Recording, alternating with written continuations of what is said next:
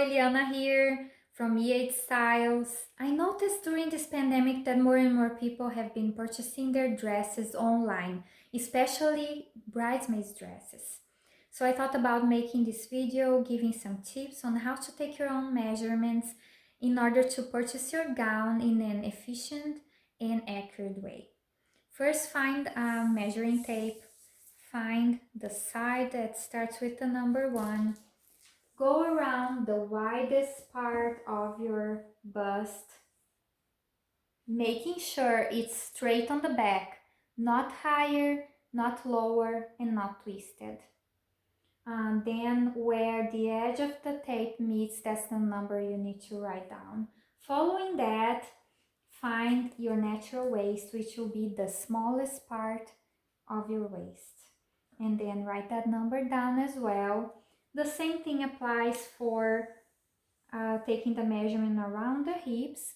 Go for the widest part of your hips, making sure it's straight on the back. After you have these 3 basic measurements, compare them to the chart of the sizing chart on the website you're purchasing from, and to figure out what is the best size for you. It is very important that you compare your measurements to this specific website.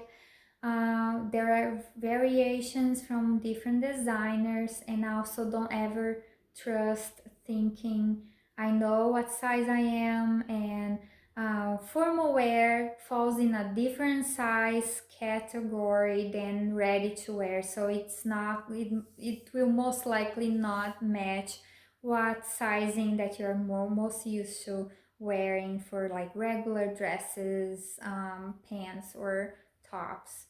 So make sure to watch that closely. And also, it is most likely that your measurements are not all going to fall in the same size.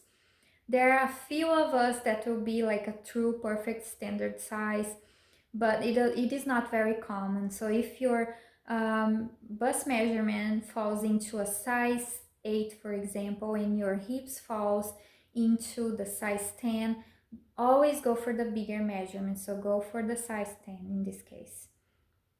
It is much easier to take in on a wedding gown or a bridesmaid's dress than letting it out. Sometimes you have to even change the style of the gown in order to get some room or add pieces to it. So you might not want to do that. So if you want to keep the design intact, you might want to go for always the biggest measurement.